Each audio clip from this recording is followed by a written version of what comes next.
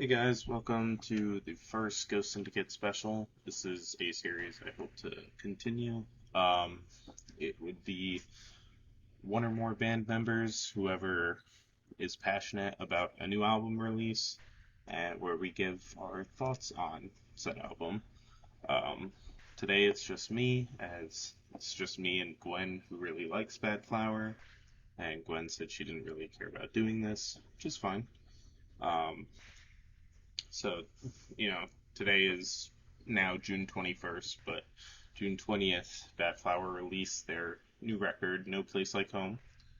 And I've listened to it 2.5 times ish. I was skipping through some of the non singles so I could, you know, uh, get to know them a little bit better since I've listened to the singles a bit leading up here. And yeah, I'm just gonna give my honest thoughts. I wrote some stuff down about various songs. But I guess first I want to explain what I like about Badflower real quick. Um, in their Spotify description, they say Badflower isn't afraid of making anybody uncomfortable, which is entirely true. Their biggest song, Ghost, is about a guy like contemplating suicide. Their second album, which is my favorite of theirs, there's numerous songs that tackle very tough subjects. Like Tethered is about a woman who gets taken advantage of at uh, like a bar and ends up a mother to like a shitty guy, or a mother who the father is like a shitty guy and she feels trapped in that relationship because they have a kid. Um, Machine Gun is about like kids getting drafted to war and stuff. Like I really like how like real they are with their songs, how they're not afraid to tackle everything. And going into this album, I was definitely hoping for more than that. So let's see if they followed through. Um, First track here is going to be called No Place Like Home, the namesake for the album. Uh, I'd give it about a 5 out of 10. It has a slower tempo than the Badflower song that I'm used to. The lyricism, it's alright. It has a lot of references to Wizard of Oz, which makes sense. No Place Like Home is phrase Dorothy mutters to herself. She's trying to wake up from what she considers to be a nightmare there. Um, I feel like uh, Josh, I forget his last name, but Josh is Josh Katz. It says it right here. Uh, I feel like he's stepped down a little bit in terms of his vocal range on this album as a whole. Like this first track definitely showcases that. It's like more laid back singing, which isn't necessarily a bad thing, but I really like how intense his voice could get on other songs. So it's definitely a shift. Overall, not a bad song. Like 5 out of 10 sounds like not a great um, score, but it's right around middle of the pack. Say it's listenable. I'm not dying to hear it again, but it's not bad. Uh, Track two is "Haunting You." It's a single actually. I believe it released around like Halloween last year. And it's not bad. I give it a 7 out of 10. I think the vocals come through a little bit stronger on it. The chorus is actually catchy, which is not exactly normal for a Badflower song. It is a little repetitive in my eyes, um, but at least they switch up like the lyrics in the chorus ever so slightly, which I'm always a fan of because I don't want to listen to the same thing over and over again for the last like 30 seconds of a song or whatever. So I, it's all right. It's a solid song. Yeah, 7 out of 10. Would listen to again, obviously. The third track here is London. I personally am not a fan of this song. This was a single. I never really got into it when it was released back in like February, I think. Um, it's just the best way I can think to describe it is that the chorus is like annoying. It, I don't know. He doesn't really like show off any vocal range on it. It's just kind of like drags out almost. Really not a fan. The verses are fine. They're less like singing, more just like muttering the point of the song, which is like he wants this girl to move to London with him, I guess. And um, I think it's kind of like she doesn't know him like that, and he's kind of obsessing over her because that's been a theme in a couple other Badflower songs. I also think the falsetto he attempts to do in this song just doesn't quite hit, personally.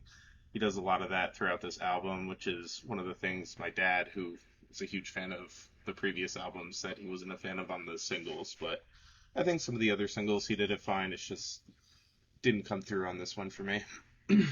uh, Track number 4, Story of Our Lives.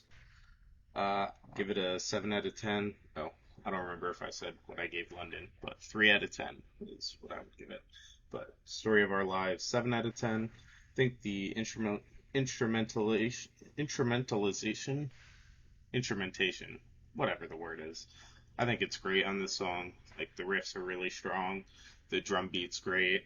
The lyrics are fine, the vocals are a little low energy, which again I said would probably be a theme based on what I had heard from some of the singles and just the direction this album seemed to take. It's fine. I definitely think this song is carried a little bit more by the instruments. Uh, Next up, track number 5, Snuff. Um, I'd give this, well, I would have given this an 8 out of 10 because I think the song is genuinely really good. I think it sounds good, but unfortunately, when you listen to the lyrics, it gets really hard to listen to. And this is coming from someone who is fine with the like tough to listen to things like, Ghost saying, different ways he's gonna contemplate killing himself and promise me about two people who basically lose their whole lives because even though they're in love, like the woman falls into a coma. Like I think this is so much harder to listen to because it's literally about like a guy who wants to be like stepped on and beat by his girlfriend. And there's like some line in it that I noticed today while listening that it's like I get aroused if you kick me while I'm down. It's like, oh, just this is like a song I wouldn't listen to in public, which is crazy for the rest of Badflower stuff. So yeah, I ended up giving it a 6 out of 10. Uh, I really think that like the song as a whole, like the beats groovy. They have like this one part towards the end of the song, like the last bridge, the bridge going into the last chorus. They like play us pre-recorded message that's like Badflower wanted to get like use a piece of a song from the 90s, but they couldn't get the copyright. So instead of risking it, they went with this like voiceover, and then it like kicks back into the chorus, which I think that was a really cool choice. I think it played off very well, but overall the lyrics really detract from this song for me. Number 6, I have Swinging Hammer. That is a 2 out of 10. When I first listened to it, I was like reading a book while listening, and I thought the intro sounded pretty good. And then listening back, I was like, "What was I listening to? This is not a great song." It's very, very repetitive. It's like the only fast tempo song in my like as far as I can remember on the album, but it's just super repetitive, and the lyrics say like nothing. Something about swinging his hammer, something with his pajamas, like super weird. It's just very repetitive. Not a huge fan of it. The 7th track on the album is Detroit, which I would give an 8 out of 10. This was the first single released for the album. They had released a single called Teacher Has a Gun prior to this, like maybe a month or two prior, and I thought that song was going to be on the album, and I'm genuinely surprised it's not. But I actually did really like Detroit as a single. It's super groovy. It tackles a very interesting concept of longing for the grind to fame while you're famous, because like everything had meaning back then to him and I guess the rest of the band of like, we're grinding to get to the point where we're comfortable. We can say we made a living off of it, but now that we have it, it's like, what's the point of it? I want to, you know, go back to when we had something to work towards, which I think is interesting. And then um, I did say, what's the point of it? Which is funny because track number 8 is called What's the Point? I'd give that song like a 5 out of 10. Um, it it's very slow, and the thing about Badflower songs that are very slow is they almost always seem to like do a switch up and get super intense, and even if the tempo doesn't like increase that much, it like you feel impactful, and I keep waiting for that listening to this song, and it never really comes. Um, the best example of when they did it well, I think, is the song Family off their second album, where like he starts off kind of moping about how like his family looks down on him and doesn't love him anymore, or maybe that's just how he feels. It is from the perspective of somebody who might be a little disconnected from reality in the song, and then it switches up for like the final verse and chorus, and he ends up like screaming some of it, and it's super intense, and I love that part of it. But this is just like you're waiting for that moment, and it never comes. So definitely um, could have been better in my opinion, but it wasn't bad. For like a slow song about literally just the most depressing thing ever. It's like, what's the point? Why am I doing this? Like, it's like stereotypical emo guy, I guess. Um, it's fine. But again, 5 out of 10. Like, I'm not dying to re-listen to it. I think it's fine. Number 9 on the album, Don't Be a Stranger. I'm gonna give this an 8 out of 10. This song is like classic Badflower, tackling a tough subject, making an interesting song out of it. Um, I'd compare it a lot to Tethered in the second album, which I talked about before, how I really like. This song is about uh, like an estranged father to, I believe it's specifically a daughter, although it could just be their kid in general. And like the estranged father, like was a drunk, a failure, was never there for the kid. And now that the kid's an adult, they're saying like, don't be a stranger. Like we can reconnect, we can rebuild this relationship. And it seems to be mostly from the perspective of the the father there, which I don't think any of the band members are parents. I could be mistaken, but I think it comes more from a theoretical, or like maybe, you know, they know people who went through this and decided to make a song out of it. So yeah, I think that song's really, really good. The 10th track on the record is Pause, which I give a 9 out of 10. It's classic Badflower again, but this time with, I think, a better shell of a song. So this is about basically losing or thinking about when you're gonna lose, like a beloved animal.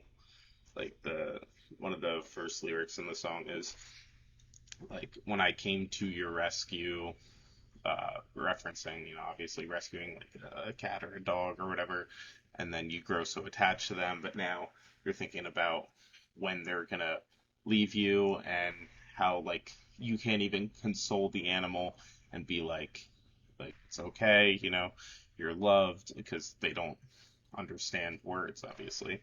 So I think it's really good, and the shell of the song, like taking away the message, I think the song's stronger than Don't Be a Stranger. So for that reason, I gave it a 9 instead of an 8. But I think both those songs are really, really strong. The 11th track here, we're in the final stretch now. It's called Number One. It's a song to like make fun of pop artists, I guess. Like they name drop Charlie Puth. I think they say like fuck Charlie Puth in his perfect pitch or something. And then they like start saying descriptors of their own song and why it's gonna be number one. It's almost like, how all the small things was like to make fun of boy bands, but then it also happened to be like a really good boy band song. That is by Blink-182, of course, I'm referencing. So this is kind of like that. Um, I think it's pretty good. It made me laugh a couple times. The song itself is like fine. Oh, what did I give it? I give it a 7 out of 10. Um, yeah, I think it delivers pretty well. There's also like a funny, like, I guess, Josh ends up like saying mockingly, like, "Oh, I saw you at that show. Like, did you happen to listen to my CD I gave you? Like, what'd you think?" Because every like aspiring artist is just handing out their mixtapes and whatever to try and get recognized. I thought that was kind of funny. It's like, it's gonna be number one. So I think that song was pretty good. It surprised me. I didn't expect it to make me laugh and like be as enjoyable as it was. So then the 12th track. Let me get something off my chest. Give it a 7 out of 10.